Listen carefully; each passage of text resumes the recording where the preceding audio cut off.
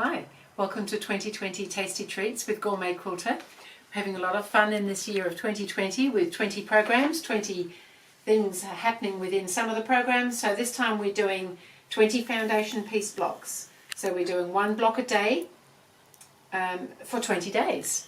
And so there's going to be, if you've registered on GourmetQuilter.com, you'll be receiving the patterns. You'll be able to print out the pattern, and then we've got all their segments ready there for us to do the foundation piecing on the paper. So we've already done all these 14 blocks. So we're on to block 15 now. So this is block 15. This is going to be a lighthouse. So we've got a nice little lighthouse block here. So it's made in 6 different segments. Some of these segments are very simple. They're just little strips, but they varied in length, so you kind of need to do that to cover all your scenes. And then there's the roof and just a little top on the roof as a separate piece there.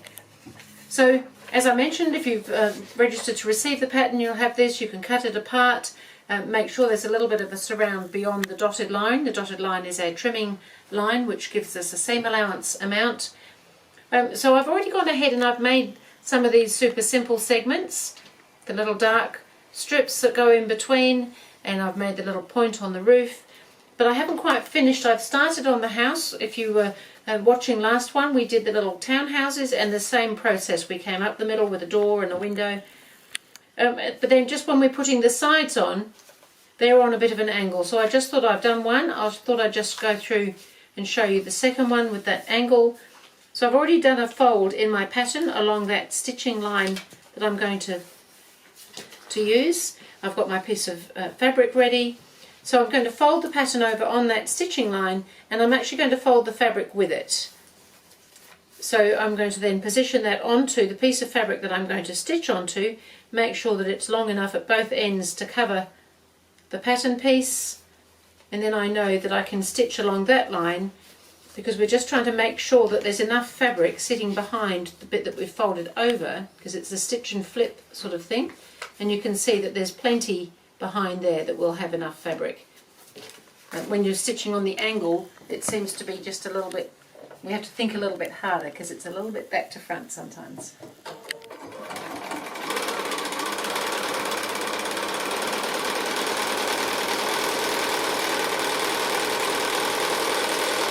So I've stitched on the line and right out to the seam allowance, and now I'm going to fold the paper back again along that stitching line, and I'm just going to trim off that excess just back to a ever so slightly under 1/4 inch seam allowance there, and then I'm going to bring the iron over and press that, and then that actually, because I've already done all the other parts, that segment is now ready to be trimmed up.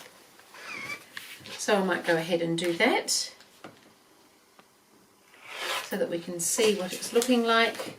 And then I'll just show you a little bit of the roof, because again we've got some fairly strong angles happening on the little roof piece.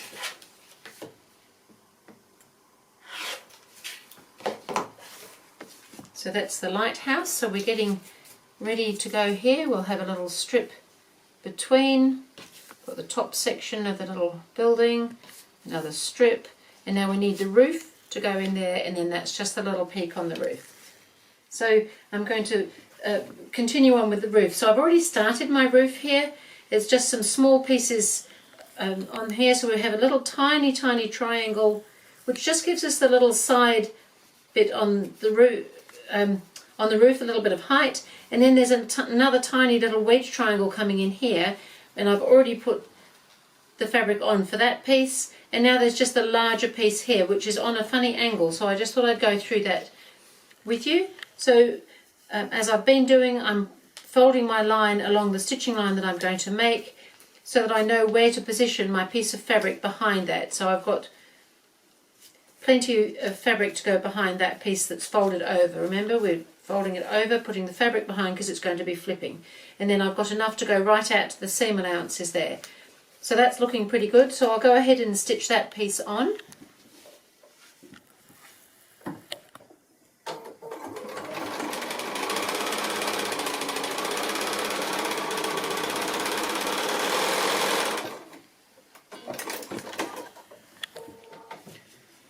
before I cut. I just like to double check, and yes, there's plenty there.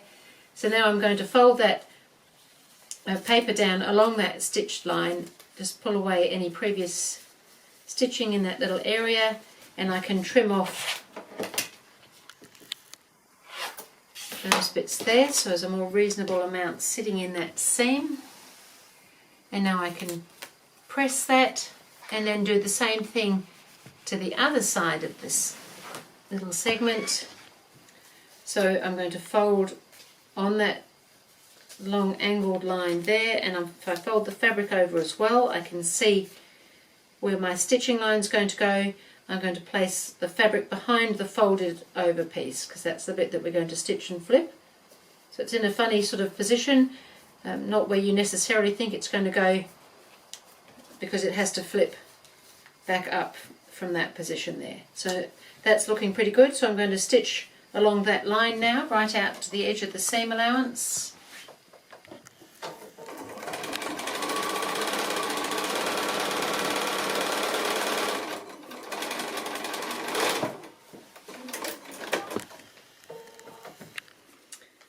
So just folding that, pulling that stitching away from the paper there,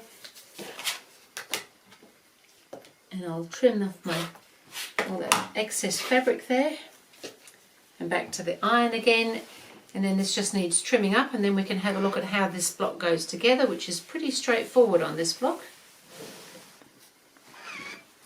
So that's an interesting looking roof. It's got a very slightly rounded, these are very tiny, these little wedges, but it makes all the difference on the shape overall. So just trimming on the dotted line.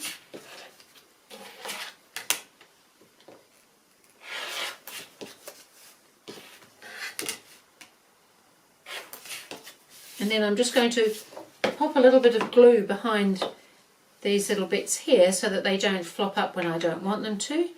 Sometimes it's easier if they're just sitting in place when we're sewing the pieces together.